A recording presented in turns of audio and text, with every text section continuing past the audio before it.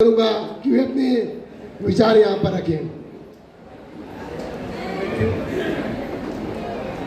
Respected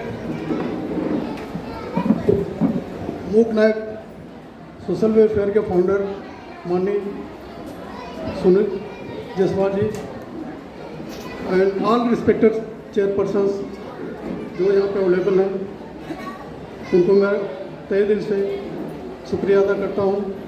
plus जितने भी social welfare के कार्यकर्ता हैं, इनका हौसला और उनके कार्य क्षमता को देख करके मुझे बड़ा गर्व हो रहा है। और मैं रिक्वेस्ट करूंगा अपने समाज के सभी दोस्तों से, सभी भाई बहनों से कि इनसे कुछ सीखें, कुछ प्रेरणा लें और ऐसा करें, क्योंकि ये किसी एक का काम नहीं है जो ये लोग कर रहे हैं, ये हमारी सबकी जवाबदारी है। एक आदमी के ऊपर ये चीज़ नहीं चल सकती और नहीं कर सकता। कुछ करने का हौसला अगर अपने अंदर है, अपने समाज को आगे ले जाना है, तो यही एक मौका है, यही एक मंच है जहाँ पर इकट्ठे हो सकते हैं, होकर के कर सकते हैं। अभी कुछ दौर ऐसे थे जिसमें बहुत कुछ सुनने को मिला, बहुत कुछ देखने को मिला है, और आज भी अभी है ऐसी चीज़ें और देखने को मिलती हैं। लेकिन उन परिस्थितियों में बाबा साहब ने, जिनको पढ़ने का अधिकार भी नहीं था, बाहर बैठ करके पढ़ करके और यहाँ तक हमको ले आए, तो हमारा आगे इस मिशन को थोड़ा सा तो जवाबदारी बनती है ले जाने के लिए। क्योंकि एक छोटी सी कहानी है कि एक बैल होता है, उसका बच्चा होता है, जब थोड़ा सा बड़ा हो जाता है तो उसको उसी बैल का काम सिखाने के लिए उसके पीछे पीछे उसको घुमाते हैं, फिर वही काम वो आगे बढ़ाता है। बाबा ने तो हमारे लिए बहुत रास्ते खोल दिए हैं। उन रास्तों को अपना करके अगर हम अपने लाइफ में, अपने बच्चे के करियर के लिए, अपने करियर के लिए, उसके साथ साथ अपने समाज को थोड़ा सा भी योगदान दे करके आगे बढ़ाएंगे, तो कल को हमको किसी का मोहताज नहीं होना पड़ेगा। सबके सामने गर्व से खड़ा होकर के बोल सकते हैं कि हम ये इस देश के नागरिक हैं। नागरिक के हम तो शासक हैं, लेकिन हमको अपनी पहचान करने में बहुत देर हो रही है। तो साथियों, और कुछ बातें ऐसी हैं जो मैं अभी बोलूँगा तो ठीक नहीं लगेगा। बर वधू एक ऐसा सम्मेलन है जिसमें खास करके शहरों में अप्लीकेबल लड़की होगी और लड़का होगा, दोनों एक दूसरे के काबिल होंगे, लेकिन पहचान नहीं हो पाती है कि लड़का है। बगल में ही लड़की होगी, बगल में ही लड़का होगा, एक दूसरे की पहचान नहीं होती, पता नहीं होता। और यही एक मंच है कि जहाँ इकट्ठा होने के बाद एक दूसरे को पहचान सकते हैं, पता चल जाता है, और वहाँ से अपने लड़के के लिए लड़का, लड़की के लिए लड़का अच्छी तरह से चुन सकते हैं, जिससे कि उनका आगे का लाइफ अच्छे समाज बना सके और अच्छे से अपनी लाइफ को जी सके।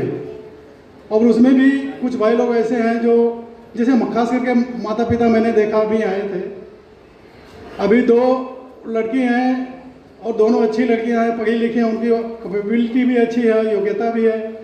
अगर उस लड़कियों को यहाँ पर ले आकर के सबको दिखाएंगे नहीं तो कैसे पता चलेगा कि इसकी शादी हमारे लड़के से कर दूँ, या मेरी लड़की हो तो मैं लड़के को नहीं देखूंगा तो कैसे पता चलेगा कि ये लड़का मेरी लड़की के काबिल है।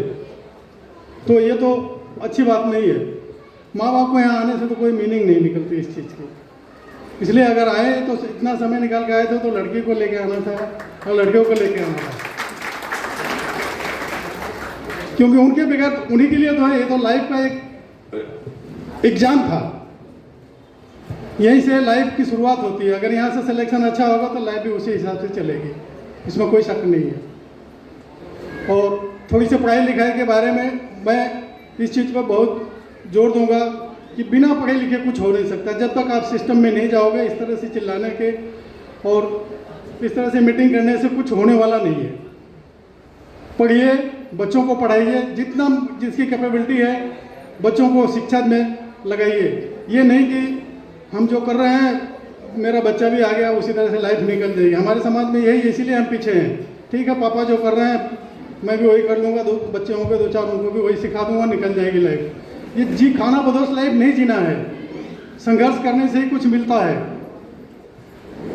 बोलते हैं कि मिटा दे अपनी खाक, अगर कुछ मर्तबा चाहिए, दाना खाक में मिलकर गुले गुलजार होता है। अगर एक बीज को मिट्टी में नहीं डालेंगे तो उससे कुछ पैदा नहीं होगा।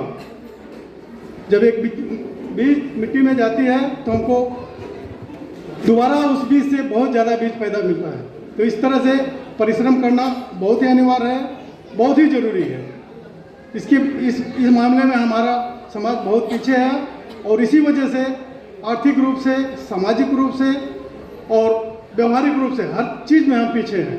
केवल चिल्ला के बोल देते हैं कि हम सबके बराबरी में बहुत हम पीछे हैं। वजह क्या है? अपॉर्चुनिटी है, सब कुछ हमारे पास है, करने की ताकत है। हमारे ही पास सबसे बड़े महात्मा थे, आज दूसरे में शंकराचार्य हैं, मंडलाचार्य हैं, महामंडलेश्वर हैं।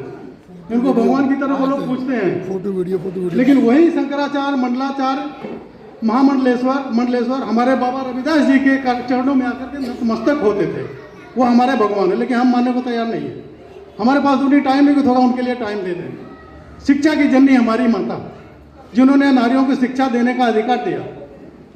सब कुछ तो हमने पैदा करके दिया इस समाज को, इस धरती पे, लेकिन हम अपनी पहचान भूल गए। तो साथियों, हम अपने को पहचान लेंगे जिस दिन, उस दिन हमको किसी का मोहताज होने की जरूरत नहीं पड़ेगी। मेरा एग्जाम्पल सुनील जी ने बताया, मैं आर्मी से रिटायर हूँ, बहुत संघर्ष किया, मेरे बाप ने भी किया और उन्हीं के देख करके मैंने भी किया। बहुत छोटे परिवार से निकल करके आज कहने की बात नहीं है, बहुत अच्छे लोगों में गिनती होने लगी। आप लोगों की दुआ है और दुआ के साथ साथ परिश्रम है। बिना परिश्रम का कुछ होने वाला है नहीं, परिश्रम तो करना ही पड़ेगा।